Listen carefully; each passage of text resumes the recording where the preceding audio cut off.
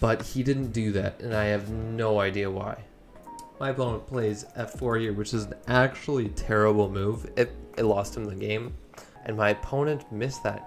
He tried to take the pawn. Alright everybody, welcome to today's YouTube video, and today is the final game of the tournament that I played a few days ago. And yeah, I had a black again, double black in a 3-game tournament. Isn't exactly great, but it's okay. I don't mind playing black at all.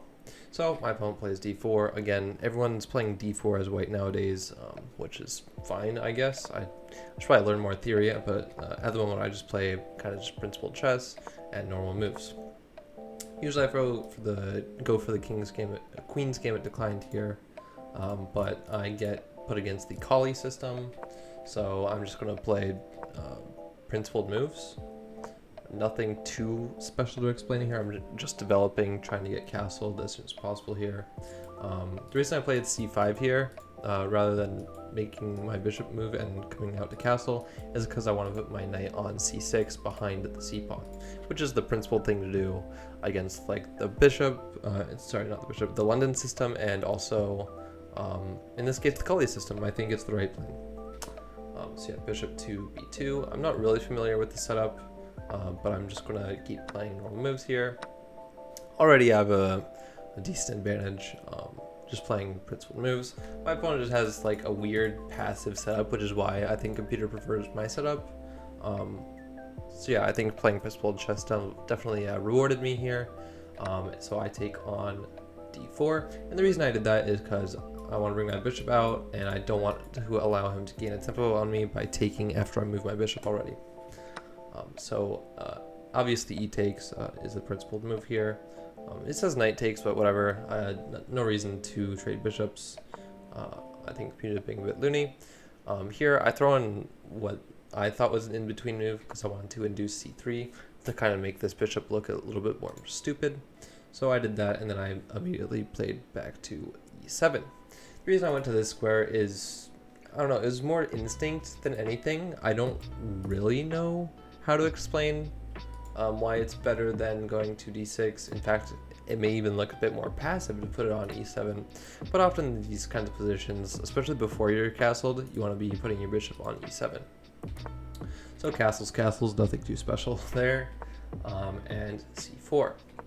Now I just simply bring my rook onto the c-file. There's no reason to take on c4.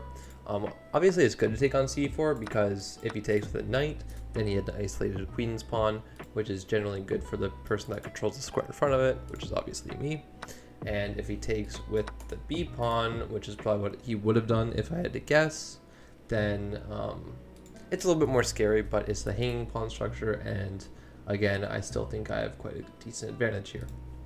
But I decided to play it simpler, stay flexible, not really commit anything, which is like the grandmaster approach to things. I'm not a grandmaster, I'm just saying staying flexible is usually what they preach. So a3 here, I don't particularly understand. Like maybe he wants to play c5 and b4 in the future. So that was going through my mind. So I just like, okay, I'm just going to play a waiting move, make space for my king, maybe make space for my bishop later on. It's just kind of a nice move to throw in, principled move, luft maybe for the endgame, stopping a knight coming to this square, that kind of thing. No particular like strong calculation behind it, just a principled move. So yeah, he's going to go along with this plan of c5, and I'm assuming he wants to play b4 next. So I just simply throw in a5, and that shuts down b4 altogether.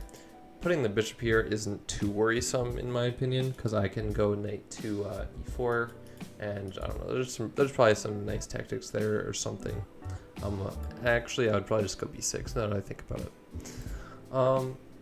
Yeah, knight e5 here, it looks like it's just trades, but I have knight takes e5, which is the better move here, which I calculated a little bit wrong, but the reason that it wants knight takes is this is now protected twice, so you can't take the bishop.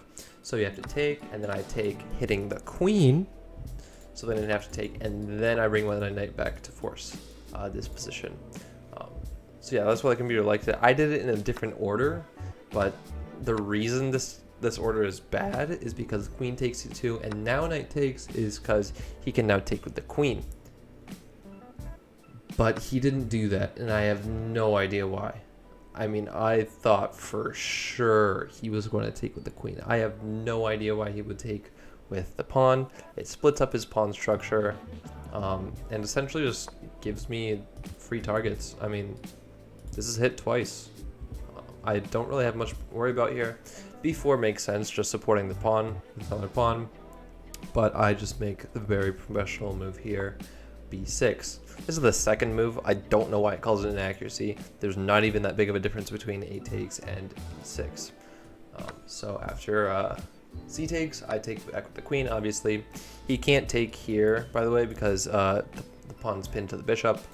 So he plays b5, trying to push it forward to protect it with the queen. Now I make what I think is just a very smart move here, which sometimes can backfire, but I still think that this is a very smart move.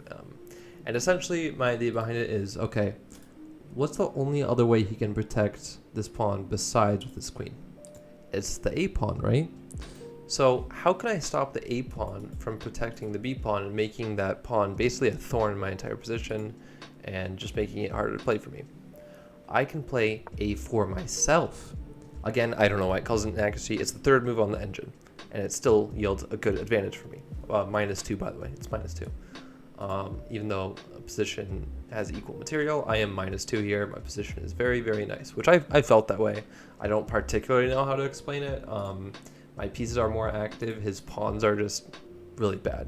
That's the main thing behind it. His pawns just are really bad. So rook to b1. He wants to move the bishop back to a1 and protect the bishop with, the pawn with the rook, which makes sense.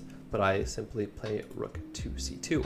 Again, I don't know why it's calling these inaccuracies. This is literally the second move on the engine. So Stockbridge is just being really mean to me this game, unfortunately. So probably not going to have a super high accuracy. But I know I did play well this game. I played very well this game. So yeah, rook c1 is a mistake because of rook takes b2. I actually don't know why. Rook takes b2, rook takes b2. Bishop takes. That's why. Just tactics here, but I didn't see that. I actually think I did go for a decent plan. So yeah, again, I played... Oh, I didn't actually play one of the top 3 moves this time. Okay, fine. I missed something. What can you do? I'm not going to see everything. My position's still great. Rook takes c2, rook takes c2. Yeah, I just want to pawn on the second rank. I mean, it's literally hitting everything. If the queen and the knight move to wrong places, I am going to like checkmate you. So you definitely have to be worried about that. But my opponent just plays a logical move here, attacking my rook, queen to d3. And I just simply support it with queen c5. I don't know why it calls it a great move. Just very normal for me. Now you may see a move here, which is what my opponent played. It is actually a very annoying move because it appears to stop my queen from defending the rook, or just allowing the pawn to push forward to a dangerously close position to promotion. My opponent plays bishop d4. Now, unfortunately for my opponent, well, it is the best move, but unfortunately for my opponent, I can make some free squares with my rook by giving a check, since the bishop was leaving the defense of the c1 square. So I play rook c1, very clearly the top move. And my opponent plays knight to f1. It doesn't really matter if you take or play knight f1 second. Either way, my position is going to be better. And then I think I play the best move here. Yeah, I mean, this is just crazy. By the way, just taking, and taking. But I choose a much simpler approach. I don't know why it calls it a miss again, because this is again the second move on the engine.